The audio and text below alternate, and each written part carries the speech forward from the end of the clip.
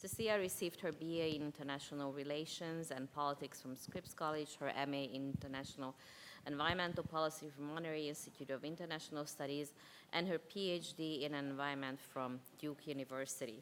The title of her talk today is The Justice Gap in Global Forest Governance. Welcome.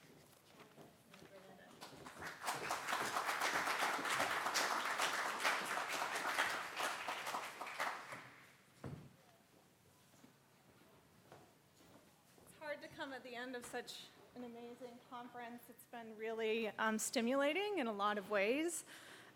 Thank you so much for inviting me. It's been a pleasure to be part of such an amazing group of scholars, and I have to say I've been surprised. I go to a lot of conferences where the conversation never gets as radical as you hope it will, and so I've been really excited to see the push towards justice that's happening in the work here. I want to begin today in the spirit of healing, also to recognize the traditional owners of this land. And Mackenzie listed them off when we started, but as coming also from a university that has very fraught relationships with our history and our current relationship with Native peoples, I think it's really important as scholars to ensure that we recognize the shoulders that we're built upon. So I want to talk a little bit about who I am and how I came to the work that I do. I had a life as a practitioner working in biodiversity policy and conservation before I became an academic.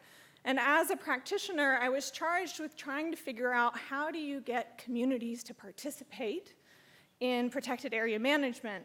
And what I learned very quickly, despite my going in very hopeful with all of my economics tools, sorry, economists, but what I learned really quickly was, one, things are very complicated, and two, the work that I was doing was harmful to communities.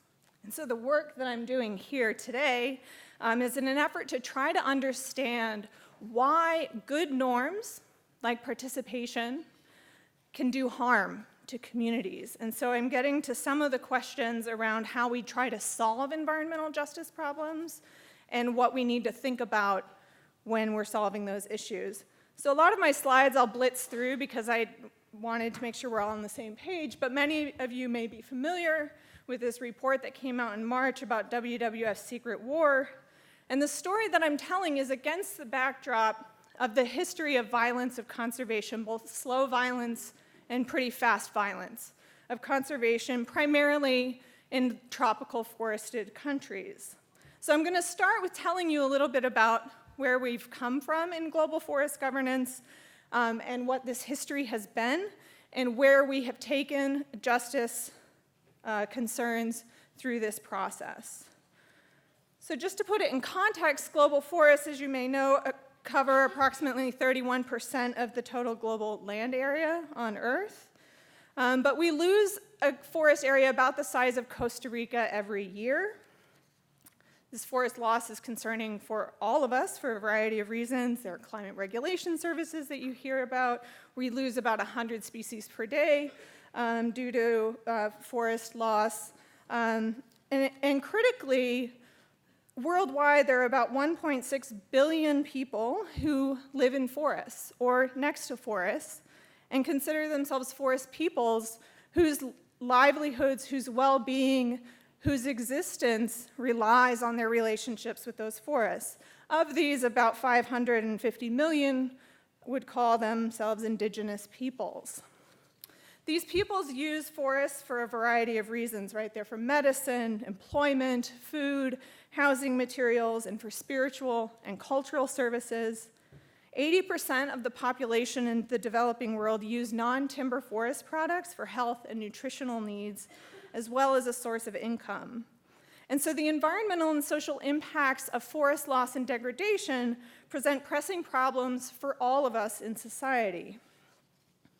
So what have we done as a global community to try to address this? We've done lots of things. I won't go into the whole history, but I'm going to talk about what is global forest governance, which I'll just define for you in case there aren't many political scientists in the room. This refers to the set of institutional arrangements, processes, the groups of actors, and the relationships and interactions that shape global forest actions and their environmental and social outcomes. And so this is about the production of our forests as they relate to human interventions. Over the past 50 years or so, global forest governance, I know you can't read that, has evolved from being primarily state-dominated, profit-driven production forest efforts to being really sort of a broad base, including a broad base of ideas, values, and actors who are engaged in governing forests, as well as, and the bottom line is an evolution of different types of justice practices. So we've gone from really focusing on community participation to now including things like free, prior, informed consent, gender mainstreaming, ethnic mainstreaming, land rights and tenure reform, etc. Because governance is about the relationships and the roles and rules which differentially impact diverse groups of actors, I argue it's fundamentally about justice. As a political scientist, sometimes people ask me, why are you working on justice? That's like a moral issue. I would say it's not a moral issue. Well, it is, but it's also a political issue. It is something that we construct through our daily actions as well as through the institutions, those rules and norms that we create. Today, when you look at global forest governance initiatives, you cannot find one that doesn't talk about using a rights-based approach or a participatory approach or an approach that's based on human rights.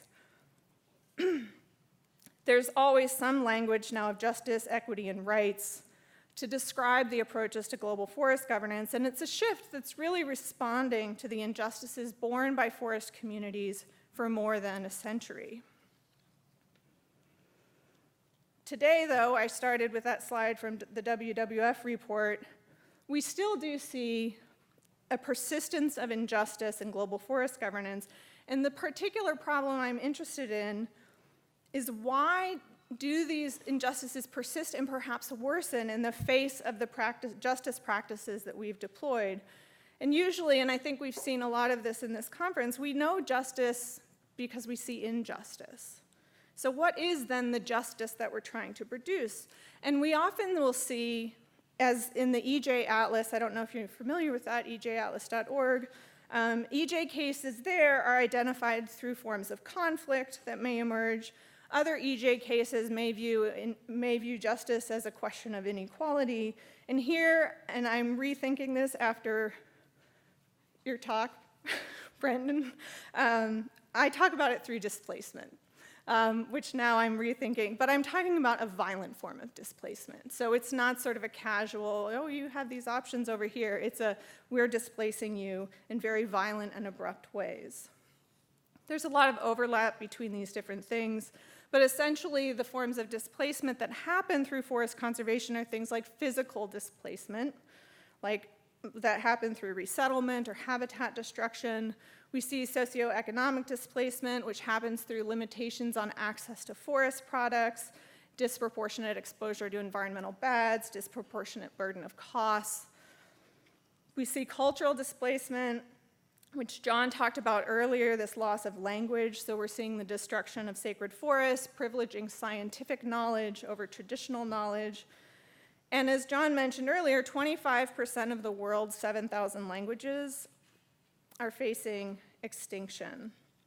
If you overlay this map of the languages facing extinction with a map overlaying tree cover loss worldwide, you might notice a trend.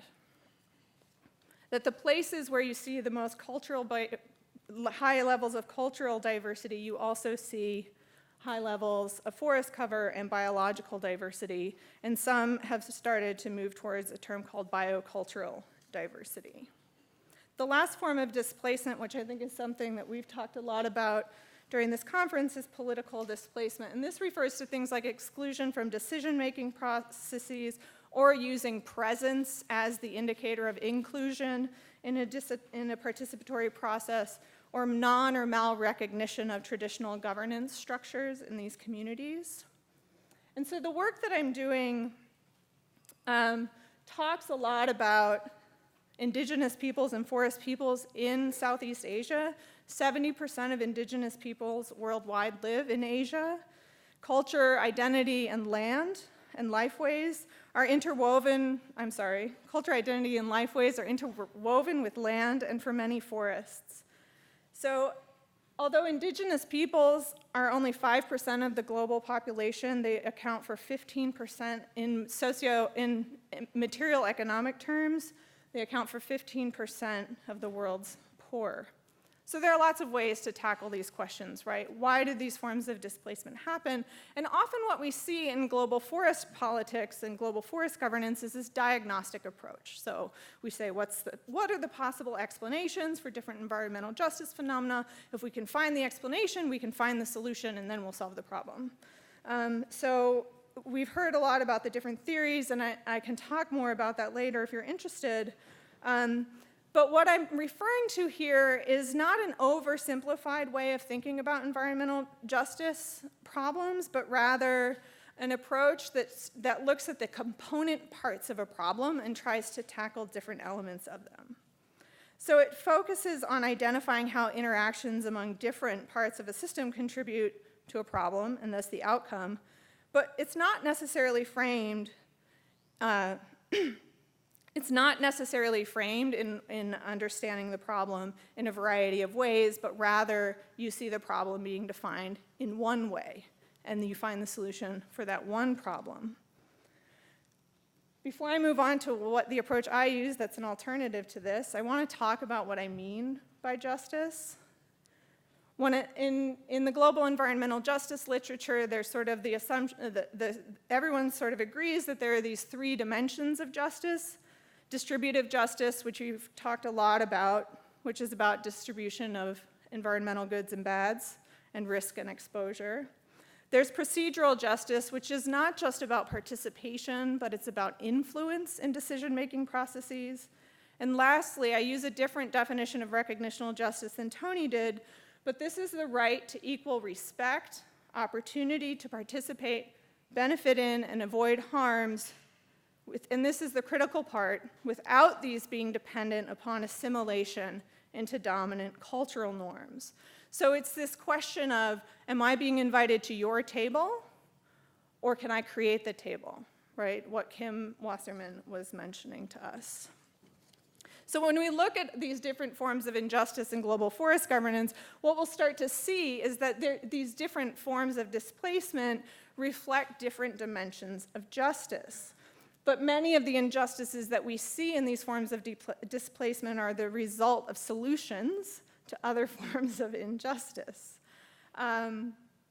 So I had more details on this. I can tell you some examples of what diagnostic approaches would do here. But I want to talk to you more about a critical institutional approach to environmental justice.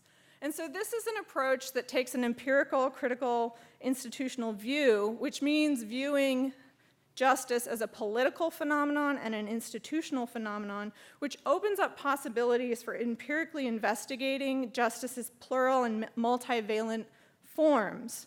That includes the principles and norms that underlie how different people think about and negotiate their experiences with justice. So it's not solely a moral question, but it's a question of meaning making. It provokes questions around how trade-offs in global environmental governance are made and the processes through which power and influence are exerted and cultivated. And this approach also prompts questions about political representation in decision-making arenas. So when I take this approach, I'm no longer focused on the displacement problems that we see, but rather I'm focused on the sites of global forest governance, which I position as sites of struggles for justice.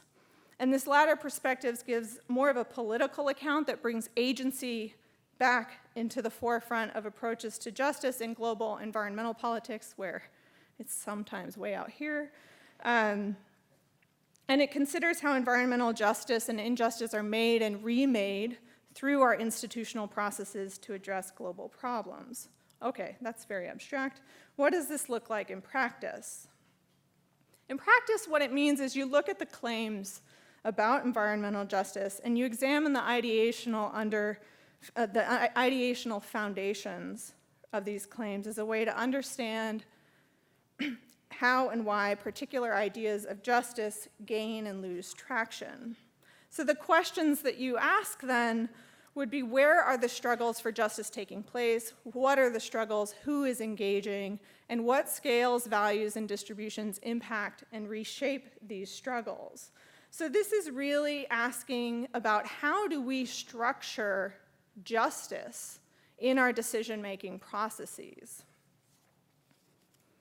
So when I ask why injustices are intractable, and I just want to note on the photos that have identifiable faces, I do have consent to use those photos.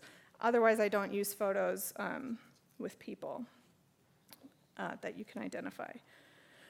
So I ask the questions, why are injustices intractable? And the story that I want to tell you is that they're intractable in part because of how we try to solve justice problems, which gets to Brenton's discussion earlier, right?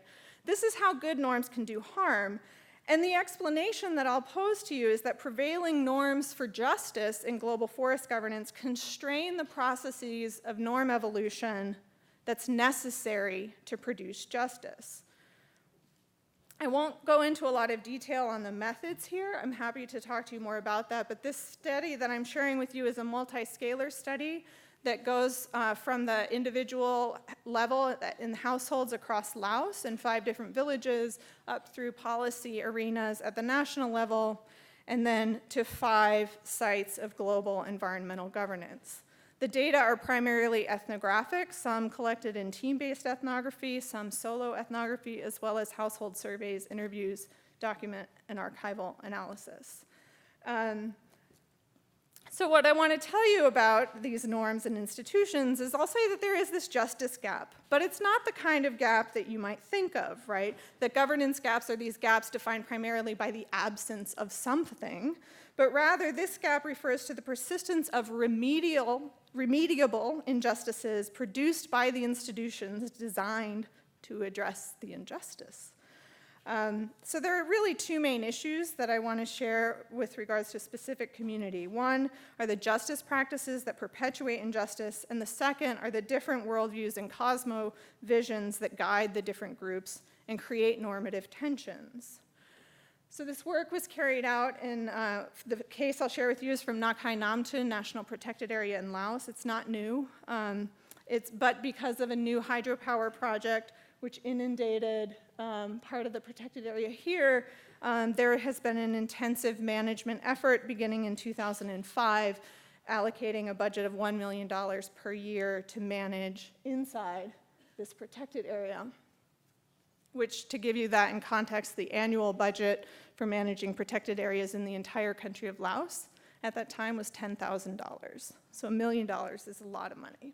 You'll note there are no roads in these communities. The 2 communities I worked with, I don't know if you can see those 2 little dots, takes 5 hours, 2 days on a bus, 5 hours on a boat ride, and you hope your boat doesn't break, and then you get up there.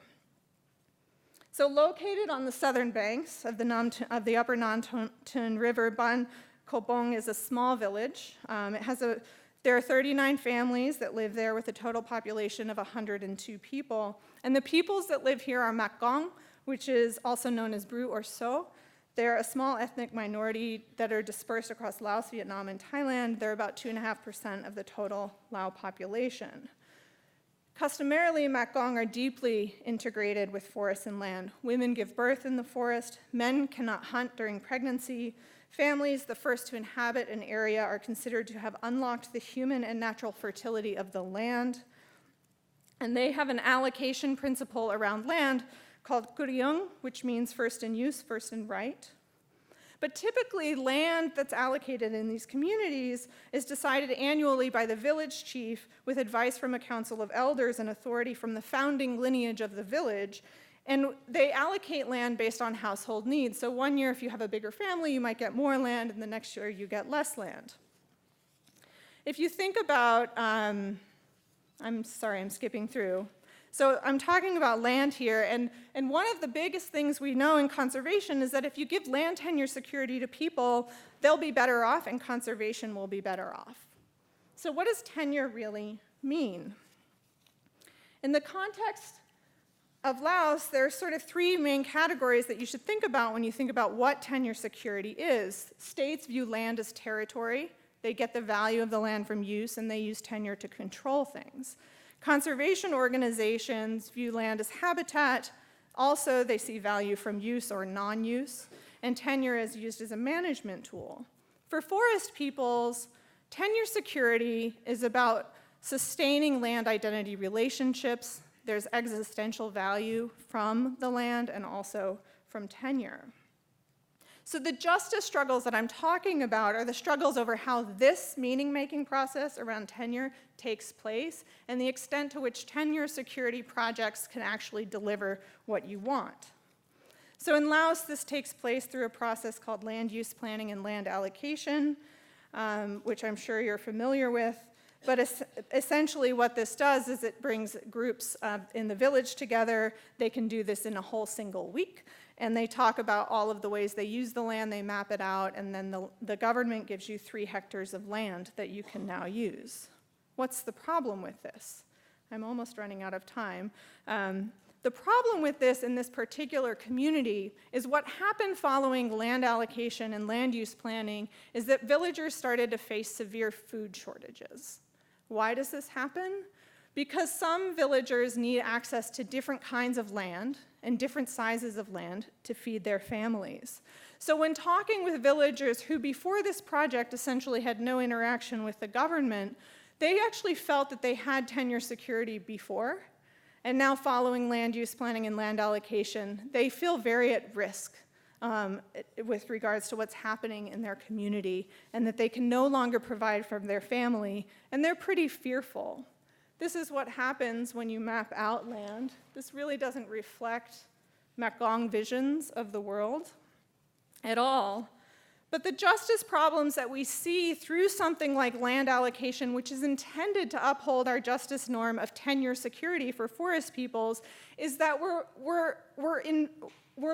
allowing the meaning of tenure security made by governments and conservation organizations to dominate what tenure security should mean for different folks. And so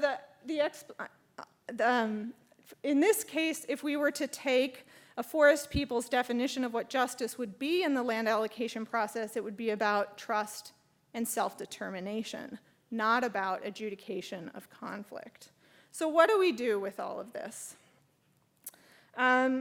I'll leave you with a few questions that I like to sort of pose when we think about how do we make sure that our practices of promoting tenure security, for example, don't go wrong, is to really ask the question of how are the ways in which my interventions are entering these communities, how does it reinforce power hierarchies, and how could it disrupt power hierarchies? With the sense that disrupting power hierarchies is what is needed for justice. Because justice is this constant negotiation, right? It's an aspirational concept that doesn't require an endpoint. It requires an ongoing ability to pursue your community, your individual, your whatever self-determination in life. So the question I'll leave you with is to really sort of say in anything that you're doing is what are the power dynamics here and what am I doing with them? And what can I do differently to change these projects? I apologize for going over time.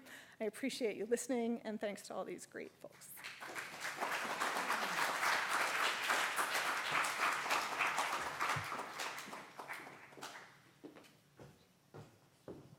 Thank you.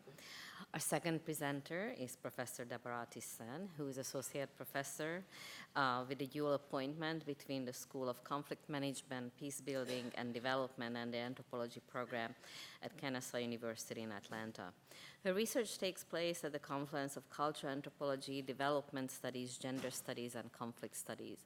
For the past 15 years, her research examined gendered mobilizations around sustainable development in rural India, specifically Northeast India's border areas among the diasporic Nepali community. This longitudinal ethnographic work culminated in her first monograph, Everyday Sustainability, Gender Justice and Fair Trade Tea in Darjeeling, out from SUNY Press in 2017.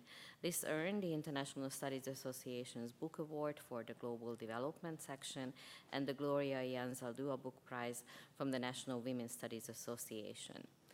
Among the founders of her research, you can find the Wenner-Gren Foundation, NSF, Princeton, and Columbia University. In January of next year, she will become the co-editor of the journal Culture, Agriculture, Food, and Environment. Let's welcome Debarati.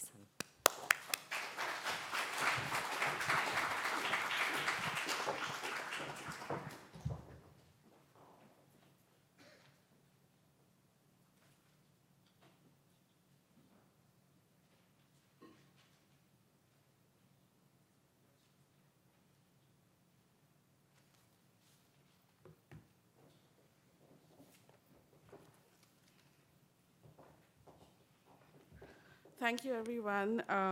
It's a pleasure to be here with so many scholars whose work I've read over the years, and I want to thank Gillian and Zsuzsa and other members of the planning committee. I would also like to acknowledge every interlocutor in Darjeeling that I've met in the last 15 years who've shared their stories with me and have let me intrude their very busy work lives. So we just wanted to say that outright. I guess in terms of a background to what I'm doing right now and why the question of aspiration is so important for global justice or even discussions of justice for me is what I'm going to share with you today.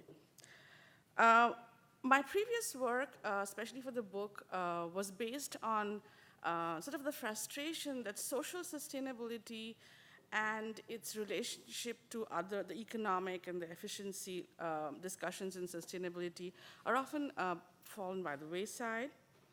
And discussions of resilience take on a particularly technical term, but as an anthropologist and as a feminist scholar, I've taken seriously the idea that narratives matter. Resilience is about having, being the author of your own story, being able to share it, and being able to live your dreams. So I come from that perspective, and narratives are important. And I came to this work inspired by scholars of environmental justice and also Latina and Black feminists who've talked about resilience even before it became fashionable in sustainability discourse. So I just want to put it out there.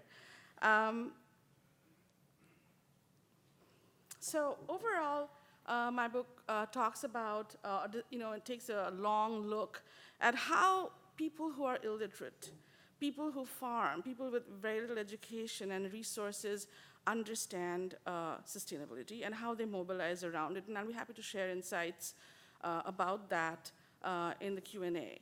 And the story that I tell in my book is through the eyes of women plantation workers and small farmers. And though they're doing the same kind of work, they are very different in terms of the kind of political discussions they have in their communities and the agency they have in mobilizing sustainability discourse.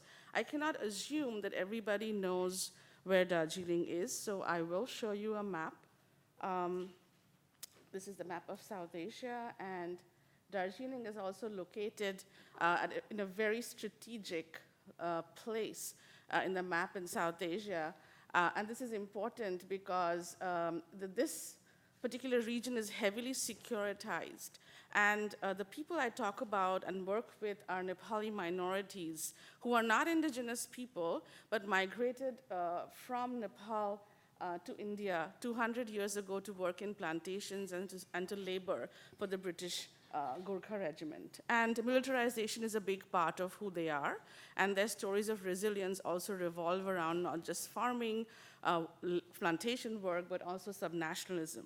So the parallel discourse or project that I've sort of taken along with my work on sustainability and social justice among women in Darjeeling has been looking at subnationalism and how it sort of intertwines with discourses of sustainability And in my present work, sorry, this is wrong slide, but I just want to show you what it looks like. So Darjeeling is not like the rest of India. It was the British summer capital for a reason, because it's very beautiful, and it's on 8,000 feet above the sea level, and the areas are very beautiful, but also very treacherous. And it also, despite producing the most expensive teas in the world, it is very economically marginal.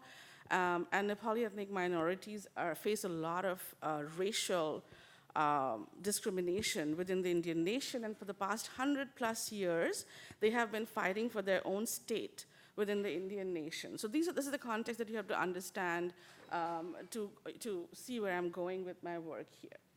So what I'm going to present to you today is part of my current project called Subnational Enterprise. And here I'm very interested, and of course you can read for yourself, but one of the things that I really want to focus on in the particular historical moment that we are in India, it has a politically and democratically elected by right-wing government, which is in the second term, came back with a resounding majority. And in India's northeast, there's a particular kind of mobilization around right-wing ideology that is concerning, but that must be reckoned with. And that's what I'm trying to do here. And in this respect, subnationalism, sustainability, or sustainable development in my case, and Nepali masculinity, middle-class masculinity, is extremely tied up in the kind of story of sustainability that they want to tell. It's messy. Anthropologists are always dealing with the not-so-popular, difficult, complicated questions. And that's what I'm going to present to you today as we go along. And one other thing I want you to note in the context of India is that the right-wing government actually mobilizes discourses around sustainability, protection of the border, the health of the nation and its people, outsiders and insiders who make the health of the nation, the campaigns around public health with big funders.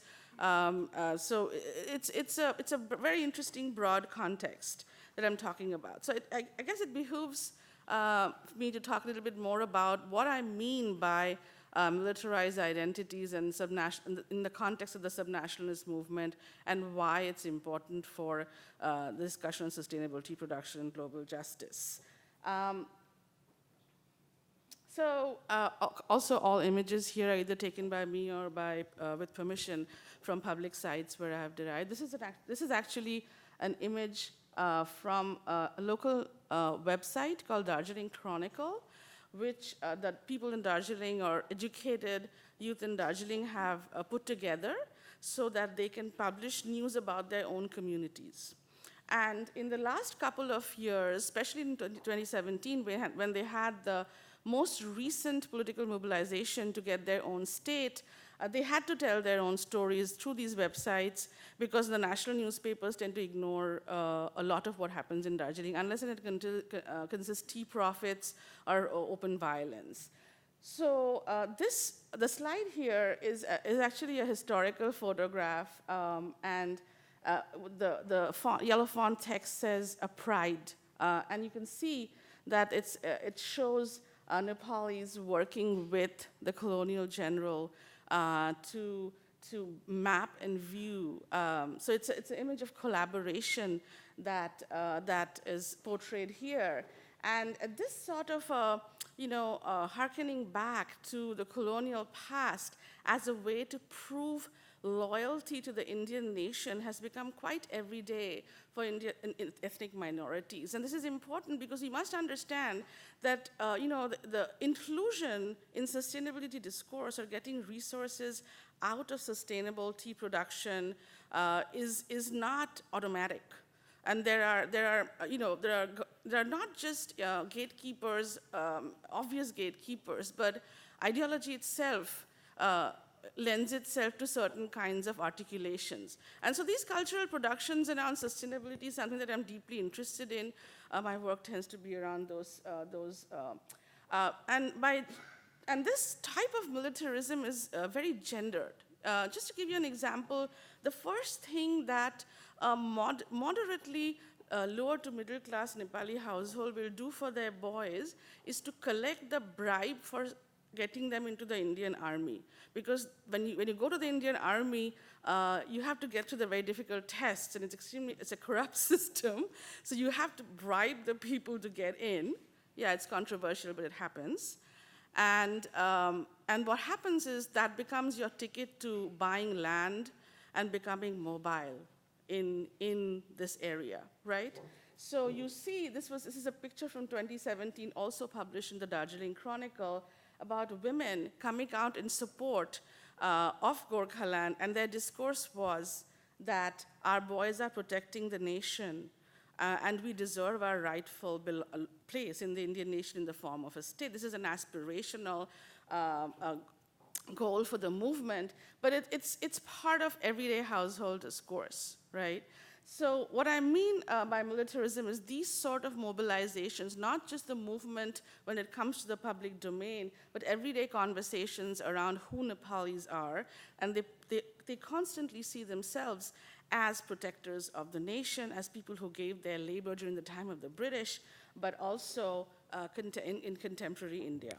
And I want you to focus on this particular image. This is from the activist Vandana Rai, who's based in Delhi, and she was very active. Actually, she's a member of the BJP now, but she's very active in promoting this kind of discourse. It's a huge success. It was a global march also among diasporic Nepalis who live in the West, who go through various kinds of, or work in various kinds of non-state army initiatives like UN peacekeeping sometimes, or private security firms. So moving on then, this kind of discourse of protection, securitization has become a central part of Nepali identity. So this is the other thing they are doing in addition to trying to become organic farmers, right? Here you see, this is about Vandana Rai's book cover. The writing is on the wall here. You can see India bleeds, Gorkhas to bleed. I mean, there are some errors in but that's the direct quote from one of the Facebook sites that I follow. And of course, Narendra Modi's discourse of being the chief chowkidar of the Indian nation took special, or the chief protector guard of the Indian nation was something that divided the Nepali community, but there's support. And in 2019, Darjeeling residents voted in overwhelming majority to vote the BJP in power. So what I'm trying to, I guess, come to is something that deserves attention in environmental justice movements or in the search for global justice. Essentially, whose justice are we talking about? Because whose global south is it? Because we often look to the Orient, especially in India with all the hoopla around yoga and Ayurveda. It has become this sort of repository for alternatives to sustainability practice, right? So every time I come to a conference, and I'm very hesitant to talk about India because my pet peeve to undergraduate students and even graduate students or my colleagues sometimes is, footnote, I cannot talk about the whole of India because we have 26 official languages. I only speak 5 of them. So, I don't make light of it, but my contention today is that the idea of intersectionality has also been appropriated in global movements for justice, right? The terms of inclusion are set, and ethnic exceptionalism in case of India is a regular part of this inclusive process. And something that we haven't sort of addressed so far is the question of populism. In a recent interview, Tony Blair, I don't like him very much, but I'll tell you, he said something very important, that left populism and right populism are in a left populism is in a disadvantage because right populism is not based on facts, but on fabrication, and has a greater force with othering. Now, I will say that I do agree with that, because, instead of forming alliances with other minority communities, you see what's happening in Darjeeling, that male youth are and I'm going to come to the sustainability piece in a short while, that right-wing populism has really caught on among people who are actually victims of the same state, who are out to do them in, right? So this is a problem in the United States. We might not like it, but people who are most harmed by national governments are pretty gung-ho about their policies. So why is all of this relevant for sustainability practice? I mean, what is the relationship between all this militarized masculinity, Nepali identity, social sustainability, and then sustainability practice in Darjeeling? And I'm now going to turn to actually talking about tea production. So overall, I have studied the very bottom rung of Darjeeling's tea industry, looking at workers and laborers and farmers. But after I've been collecting data on various aspects of tea production, but in my effort to move up in the chain of the tea industry, I've encountered some young men who are very passionately questioning the way tea is produced in Darjeeling, right? It's in plantations. First of all, just for those who don't understand this, that certifying plantations as fair trade is a very sad thing, because global justice should have nothing to do with plantations. But in the fair trade movement, plantations have gotten fair trade certification. In Darjeeling, you can only produce Darjeeling tea within plantations. Just like French wine, it's geographically indicated. So even if you produce tea in the next lot, and if it tastes the same thing, you cannot call it Darjeeling tea. And I've written about communities who produce this kind of tea, and a lot of that informal production falls on women, because men are ready to get their ticket out of Darjeeling. They'll go anywhere but do farming. So also putting it right there. So the group I'm particularly focusing on today is this young group of educated middle-class entrepreneurs who have some connection to tea production. And I'll give you one example, and we can talk about more in the Q&A. So this is Mr. Nirula, and you must notice that he's wearing a particular kind of jacket, and this is as anthropologists, we pay attention to this kind of, what is a tea farmer wearing this military style jacket? He's never been in the army, he's a software engineer. He was based in Bangalore, and he came back because his father had an informal tea farm, right? And you see that it continues. So he actually has an 8-acre farm, and there are many like him who fall through the cracks. And he is wearing this garb, and he talks about the Gorkha palette. And he produces a very, very good quality. I'm very biased towards his tea, obviously, but his teas have won major awards at the World Tea Expo, and I've witnessed this firsthand. And he's becoming popular for producing something called the smoked teas of Darjeeling. Now, this is a very interesting fact, because non-plantation tea producers in Darjeeling are ostracized by both fair trade certifiers, big certifiers, and plantations, because they don't have processing units. There's a smoky taste in their tea because they don't have factories. They dry it in their clay ovens or beside their gas stoves. So Mr. Nirula, of course, is in a position to spin the story around why we need to expand our notion of what Darjeeling tea is. But his inclusion into this debate comes by displaying a particular kind of identity, and he also relies on the same networks which mark taste and value in the global tea market, right? So it's very important to understand these nuances. So he talks about the Gorkha palette. That's a way of saying that even if the British didn't teach us how to taste good, nobody in Darjeeling drinks Darjeeling tea if you're poor. It all goes to the West. You drink the very dust, and we can talk tea trade later, but he's trying to say that we need to expand our notion of what's Darjeeling tea by questioning the borders set by transnational certifiers and trade leaders, right? But in doing so, the interruption of this, or the subversion of this global tea bureaucracy that governs the way Darjeeling tea is produced in conjunction with the Indian state comes through this very roundabout and sort of interesting process where they are displaying their militarized identities in certain ways. Conversations around tea production in Darjeeling often take on militarized metaphors. We are the police of our fields is a common thing that women say. You saw in the earlier slide one of the mothers of this region wielding the kukri, the traditional Gorkha knife, which actually they still wear in the British the Indian Gorkha regiment that comes from their work in the British Army.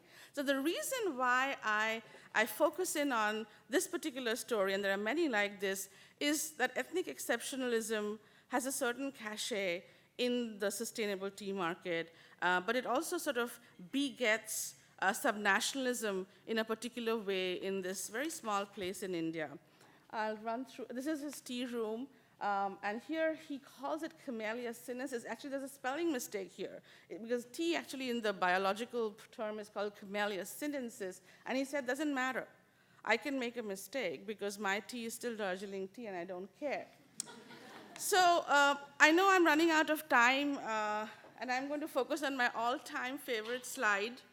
I'm still trying to trace the exact source of this particular image. It has been around. It's used in actually very interestingly adventure tourism websites because climbing the Mount Everest was a tough thing for the British babus. So this image is very central in my head because it signifies the burden of colonial domination in ways that are sort of hard to explain. So women still do the work. They are still carrying the burden of colonialism by producing this crop in plantations. It's a cash crop.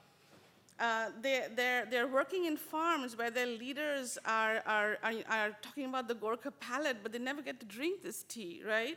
So in my head then, I just want to leave with this question.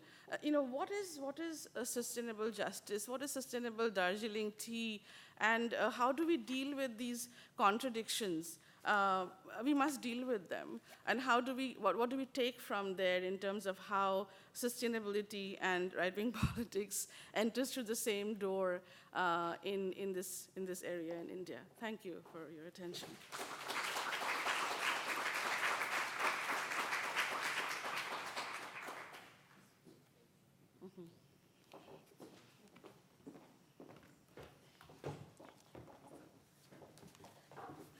Thank you.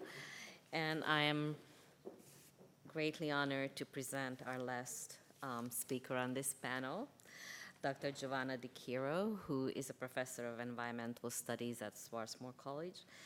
As a student of Donna Haraway, she has carried that lovely feminist science studies direction into the study of environmental science and policy, with a focus on racial, gender, and economic disparities and human rights.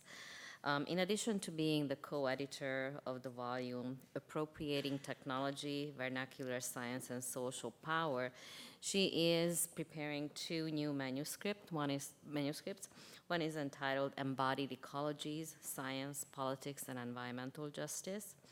That's going to be out from Rutledge. And then another one called Feminist Perspectives on Global Political Ecology. And I just want to share one of her wonderful article titles.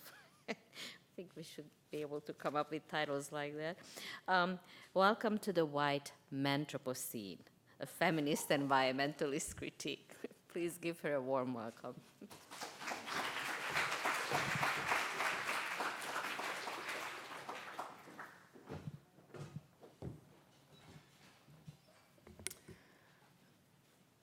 Thank you, Zsuzsa. And I'm happy to see all you stalwart people still here up until the bitter end. I want to thank Zsuzsa and the other organizers for inviting me and for organizing this such a diverse and engaging full day and a half of speakers, and I think that my brain is very full, and I also think it might be half at this time. So you'll just forward it with this. Oh, okay, great, thank you. Let's just say that my talk this afternoon might be a little bit more like a stream of unconsciousness. So during the last day and a half, and also in broader discourse, most everyone would agree that the world is in a moment of many ongoing rolling crises, and that feeling a sense of urgency about these crises is warranted. However, not everyone agrees on the nature of the crisis, how new these crises are, or what kinds of urgent actions should be taken to address them. So I've been interested in how, at such moments of crisis or perceived crisis, we see a resurfacing of appeals to the commons as a necessary imaginary for collective well-being and as an inspiration to guide transformative politics. So as the current global environmental emergency narrative goes, since we have 12 years left, now 10 and counting, to turn around the climate crisis, we need to jump on board to protect our common future. Of course, as many people here may know, Our Common Future is the title of the legendary Brundtland Report, which was commissioned in 1987 by the World Commission on Environment and Development.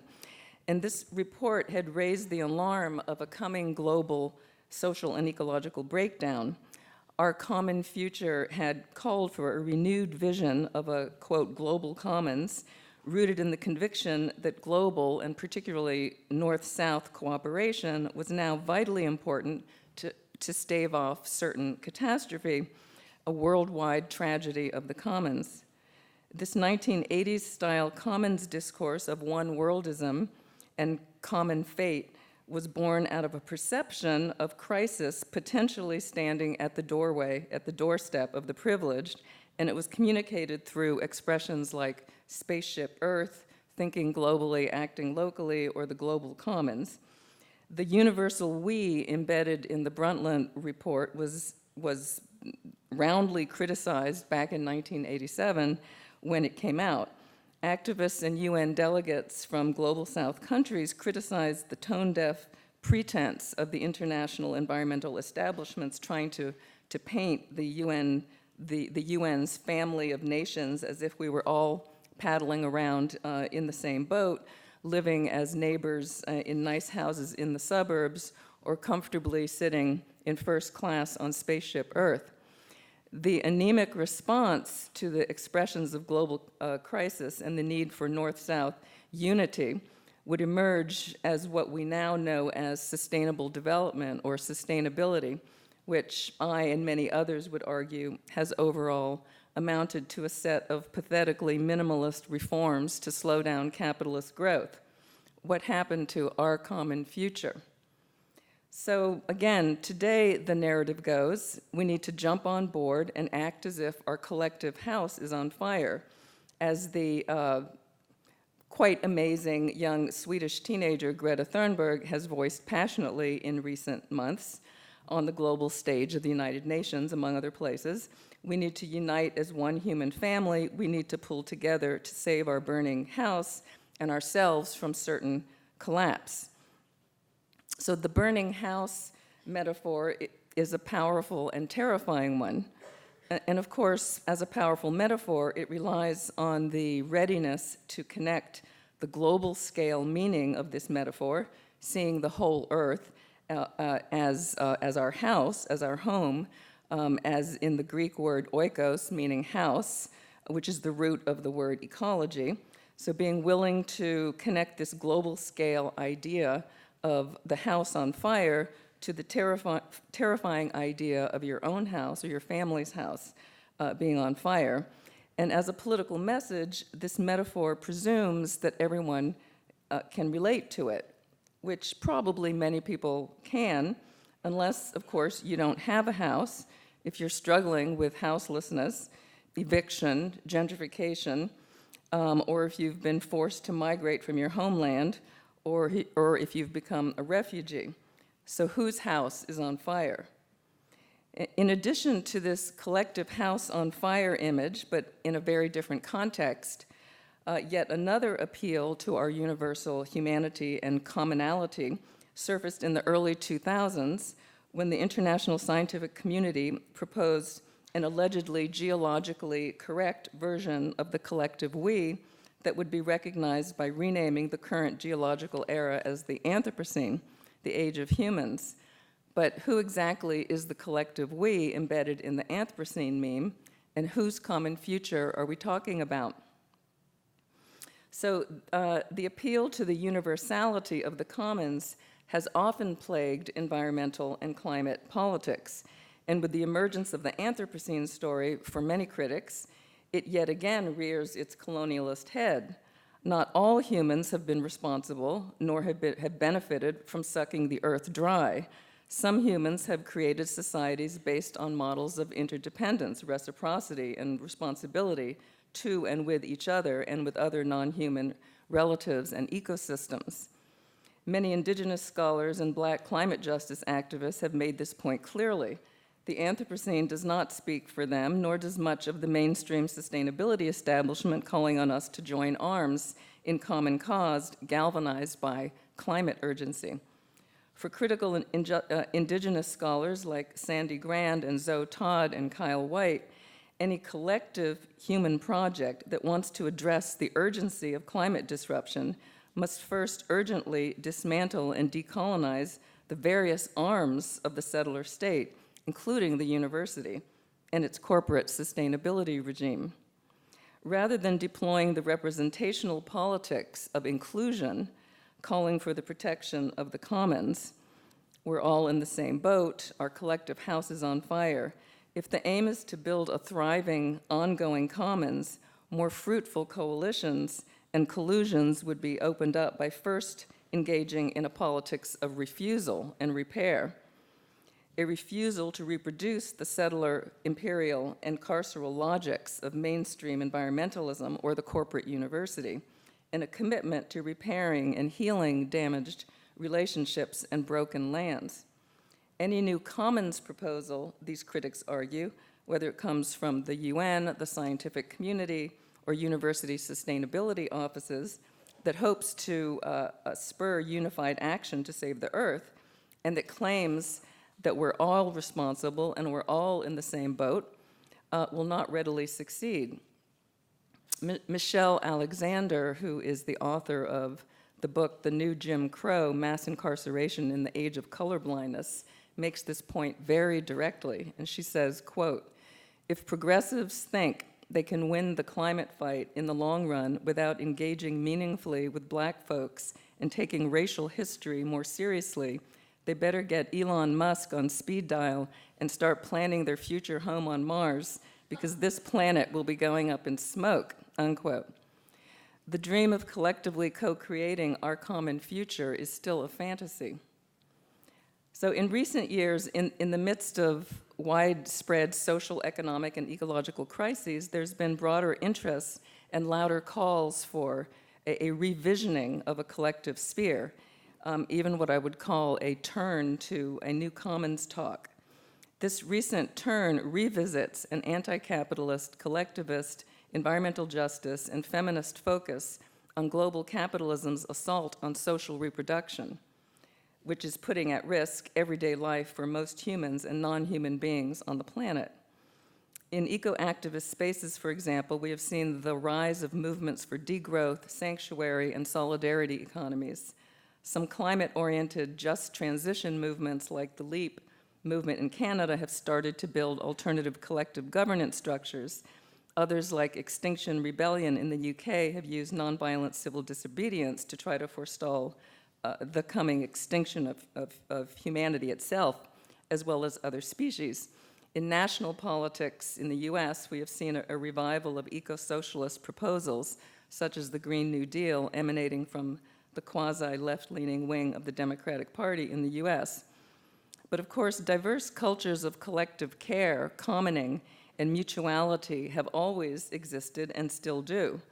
For example, they exist in many indigenous land-based social and ecosystems and pedagogies, and collective care work exists in communities that have been historically excluded from mainstream economic activity, such as the long history and current wave of African American cooperatives and community-based mutual aid organizing for sustaining everyday life and collective survival, which were so richly documented by W.E.B. Du Bois's diasporic studies of Black collective behavior and cooperatives in the colonies, in the Caribbean, in Africa, and in Philadelphia, where I live and work.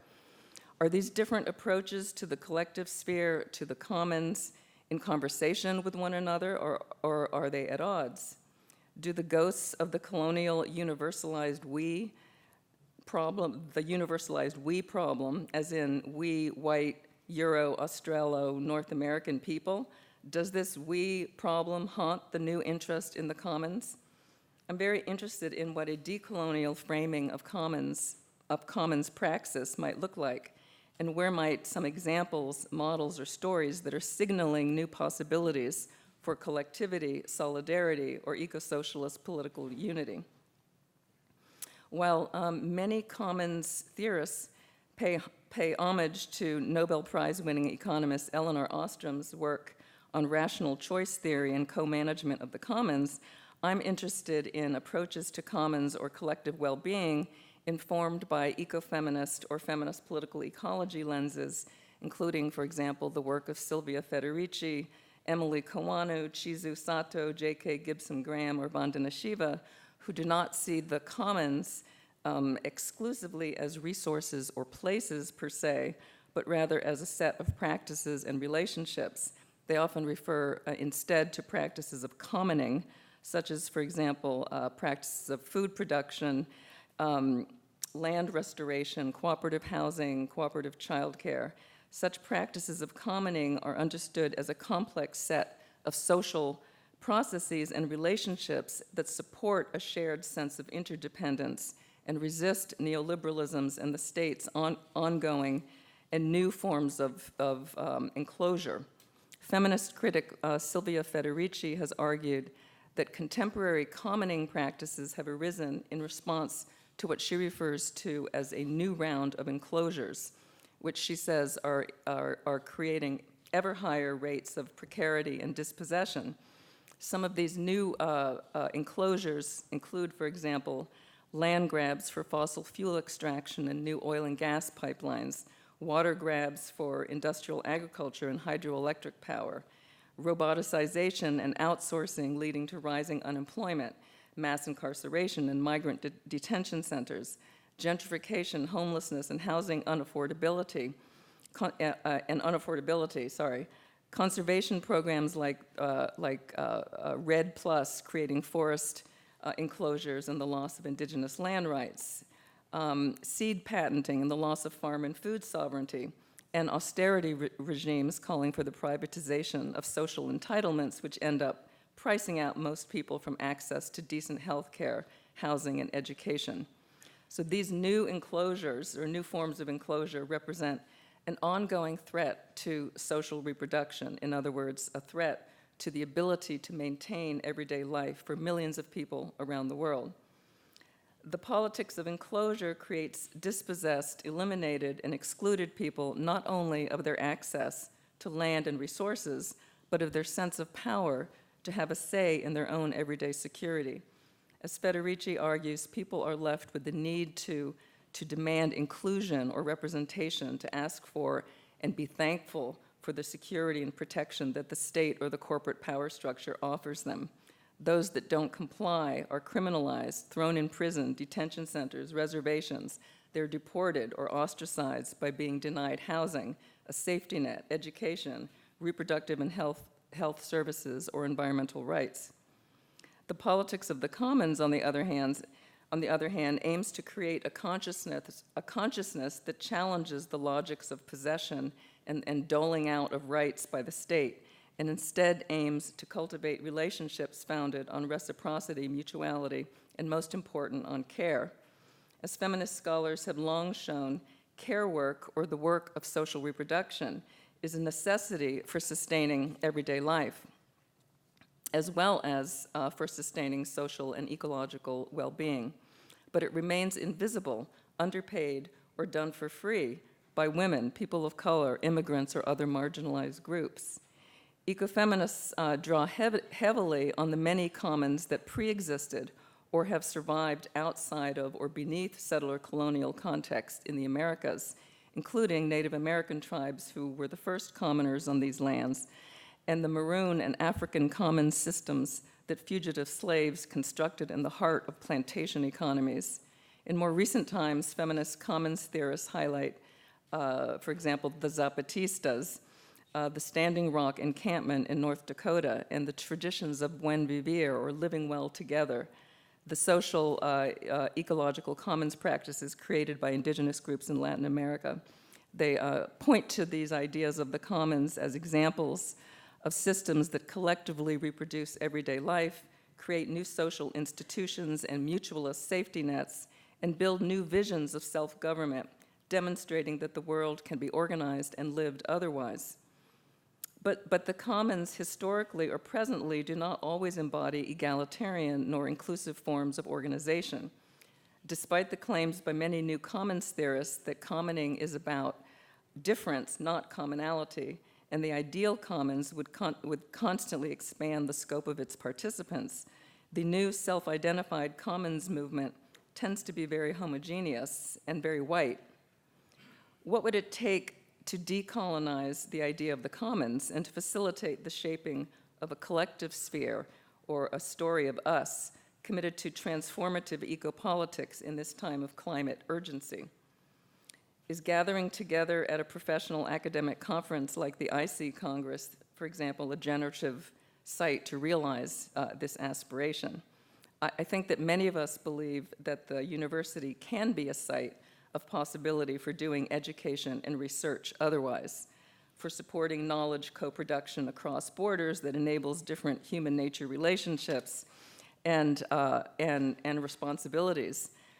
Because my own work has long been engaged in campus community collaborations with residents of environmental justice communities who are directly facing the new enclosures I spoke of earlier, environmental racism, gentrification, incarceration, houselessness, among other problems, I often feel apprehensive about whether this location within the university supports or constrains decolonial approaches to the commons or to building another world grounded in collective well-being.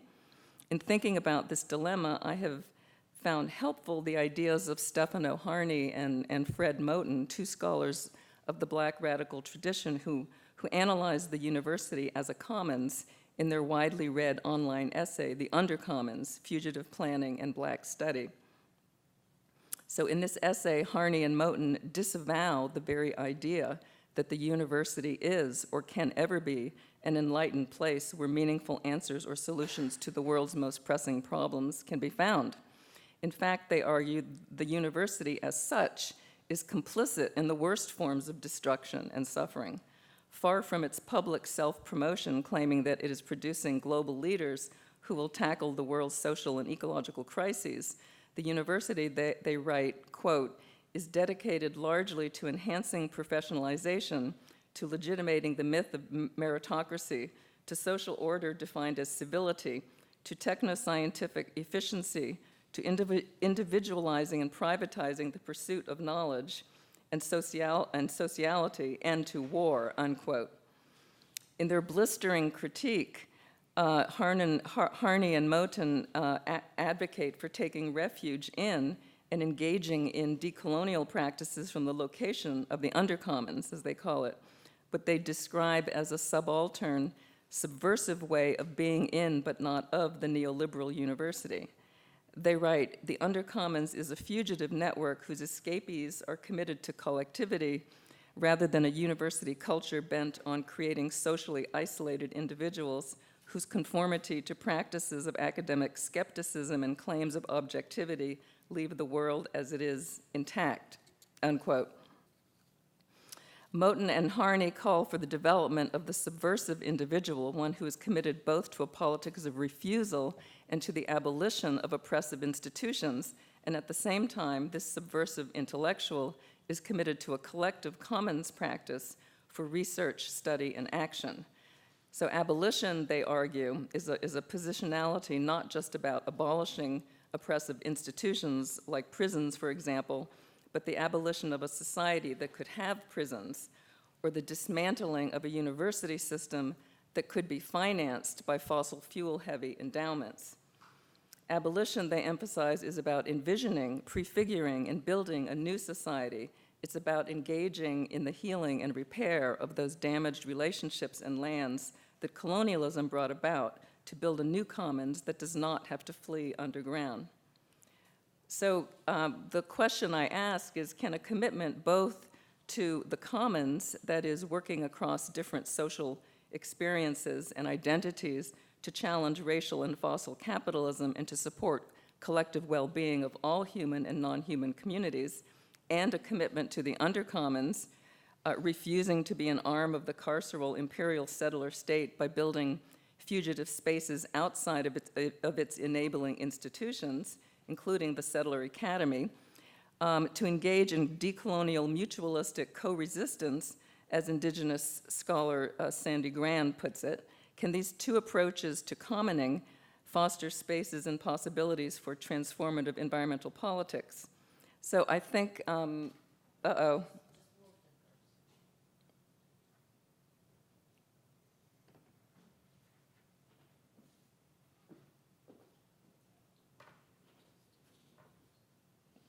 this.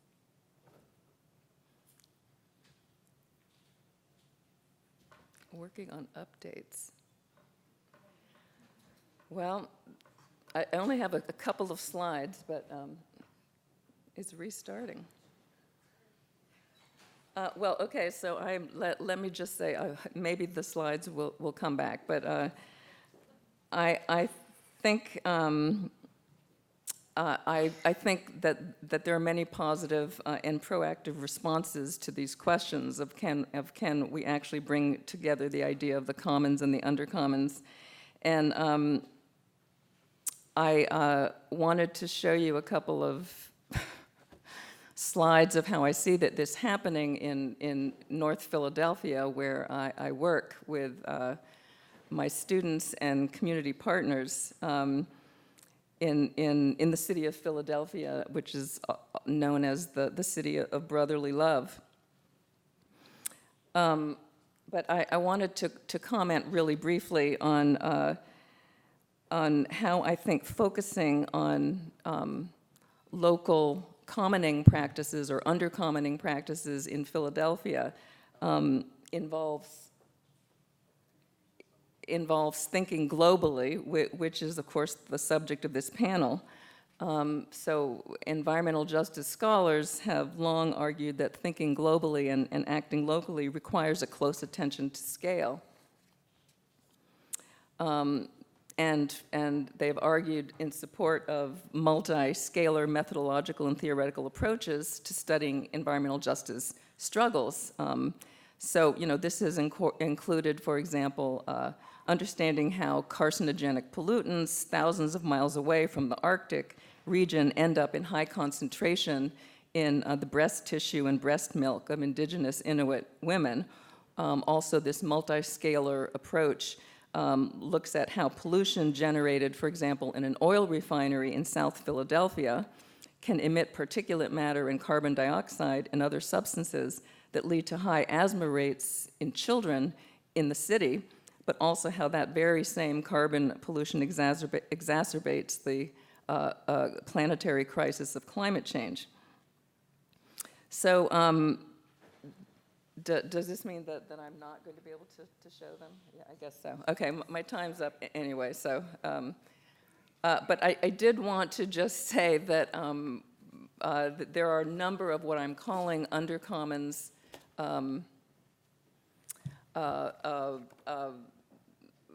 collectivities and cooperatives that are happening in North Philadelphia that bring the local and the global together, including, for example, the new sanctuary movement in Philadelphia, which which sees itself as a site of community resistance and community care and community defense. And many of the refugees and immigrants in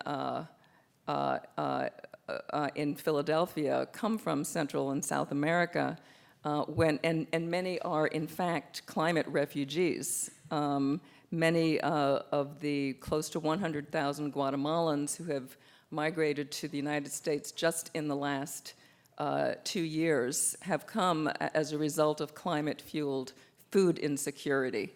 And so we can sort of identify the sanctuary movement in Philadelphia and elsewhere as an attempt to support climate justice collaborations across the country. So thank you for hanging on. So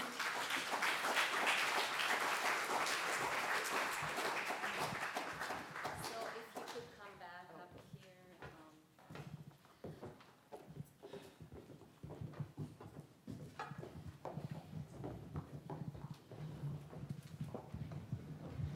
I apologize.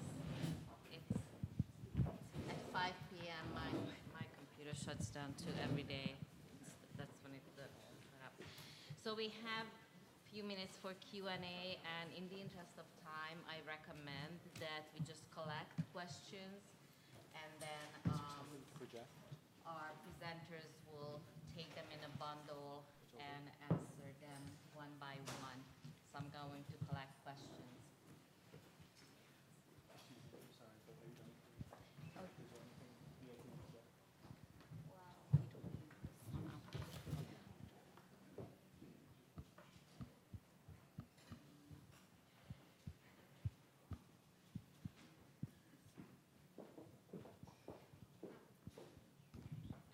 Hi, thank you for your talks. I have a question about thinking about the collective commons and just environmental justice more broadly, about how we actually include, and this isn't any way to minimize marginalized human beings in these conversations, but how do we also think about moving beyond the human to also non-human beings when we think about the commons? And if you've given thought to that and thinking about sort of broadening our inclusion of who's considered in that commonality. Thank you. Other questions?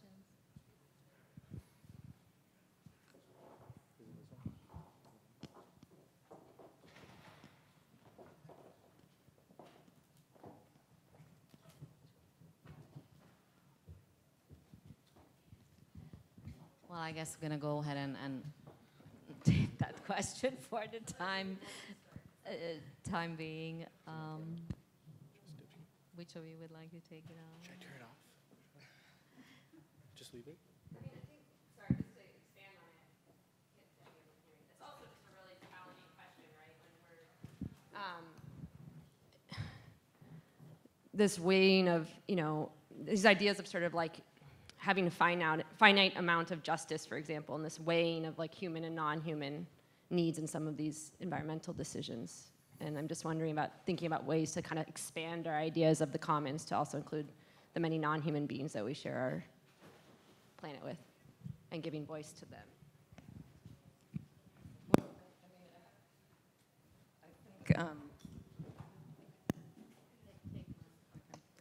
I think that in my words, I did talk about,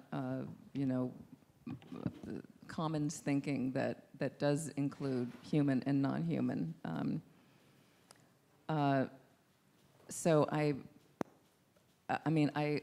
think you're absolutely right. I think the commons in most people's definition includes the land, the water, the biodiversity, the different human communities, the different histories. I think, in my experience, that is part of the definition. So I'm not sure how. So you.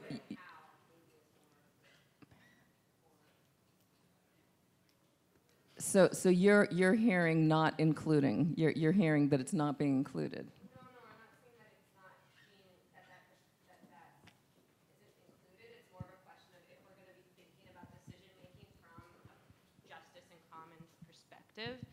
how do those beings also get considered for, and who speaks for them since they don't have voice, and how do we think about that? That's sort of more, yeah. So I think it's a great question. It's on, yeah. Woo. Yeah. And there's actually a lot of work out there that's precisely about this. And in part, I think we often turn to the human because of the ways in which we've constructed our worldview, right? Humans are experiencing some sort of harm, and it's because of some sort of utilitarian, like the outcome of a utilitarian use of the environment. But I think that if you start to rethink what agency is, right? So forests, for example, have agency, right? They dictate to some extent what we can do with them, how we engage with them, and I think, you know, there's a broad body of work that's coming out right now that a Brazilian scholar is leading, Cristina Inoue, and she's talking about reworlding global environmental politics, and really trying to challenge this notion of instrumentality and utilitarianism as the basis by which we engage with one another, and instead really think about how everything in the world has a value and can make meaning in relation to one another and other things. And so I think, you know, a lot of the conversation is talking about vulnerable groups and weak groups or people who don't have agency or don't have power. But I would argue that everyone has power, everything has power, and it's about the ways in which we construct our knowledge around them, right? What are the boundaries that we ascribe to particular phenomenon? And if we can break out of those boundaries and suggest, right, that the forests dictate. So Pamela McElwee has a book on this in Vietnam about how forests dictate state politics, right? Which I think is, sorry, that was long-winded. Just kind of hard to respond to a question and comments when Giovanna is on the panel, but I'll still try. I think it might not be a direct response to your question, but I think the idea of a particular kind of private ownership and private property is so central to how we think about justice or distribution. And that idea has also kind of percolated into people who are the receiving end of it, who also want to own property and live the life that they've seen celebrated in the West. And that's why I say that military service is primary to land ownership and becoming a farmer and doing organics. So I think it's very important for us to recognize that you know, that's there, and that's part of claims to identity and action in many parts of the globe. So we are kind of there right now. So, sorry. All right, looks like there's a last question in the back. Hi, so my question is like regarding about the current global activism with like Greta and with feminism and sustainability, more of what we can do better about representing marginalized groups, or especially like people who are being affected most of like climate change. Like what your thoughts are on this whole like radical activism. Say the last, what was the last part of your question? Oh, like again? what are your thoughts on the current radical activism of the climate march and what we could do better to represent marginalized groups that are being affected? Well, I guess my answer to that would be I'm super inspired by a lot of the climate justice activism that's happening across the globe, and I think that it is actually being the strongest forces are from historically marginalized communities. I think it's more how, well, it, you know, again, the use of the we. I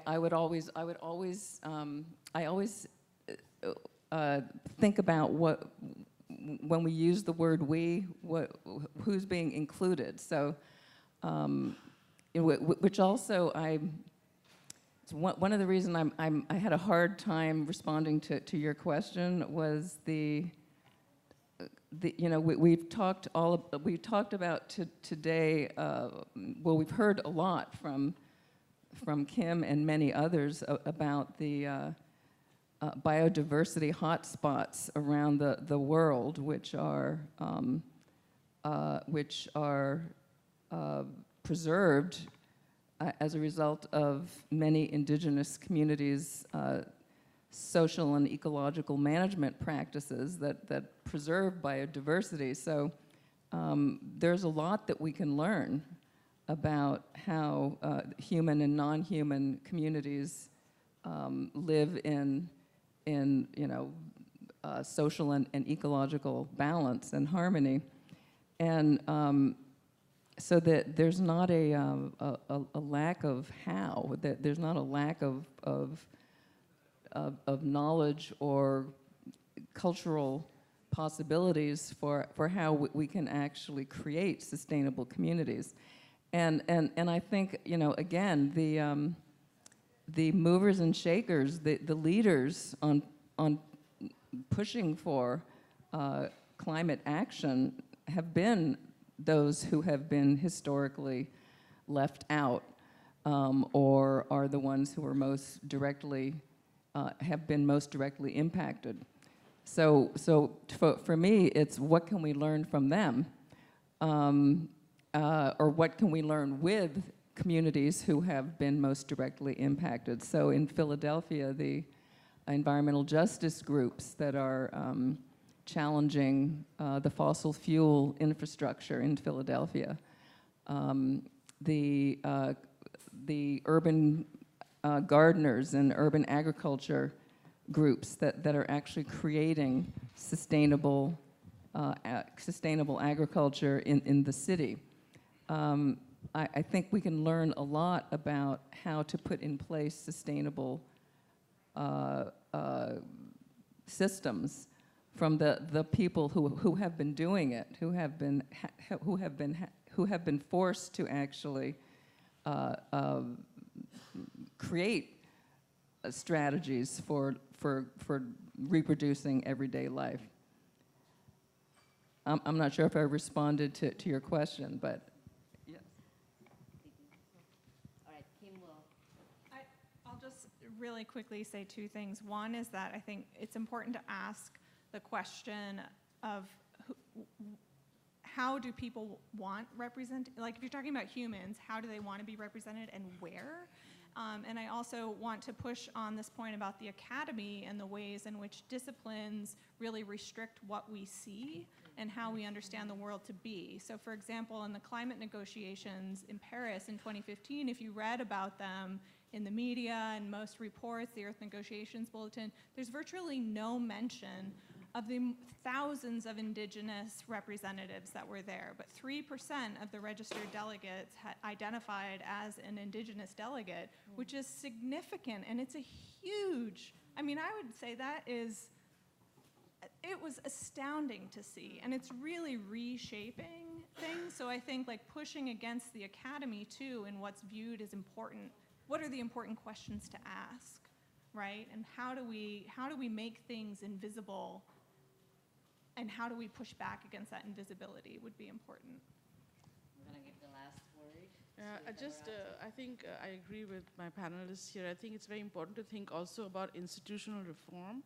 So of course there's, there are the activists who are very inspiring, but we also need to connect the dots both backward and forward to see where this kind of discussion has come up before and why we haven't had institutional reform that reflects these sort of concerns over time. So for instance, yesterday we were talking about not ratifying treaties that were signed between indigenous communities and the US government in the context of the Dakota Access Pipeline, right? So I think we have to find young people's activism as a way to, again, re-enter discussions about how to make our institutions, states or nonprofits or what have you, accountable to communities and existing legal measures, I guess.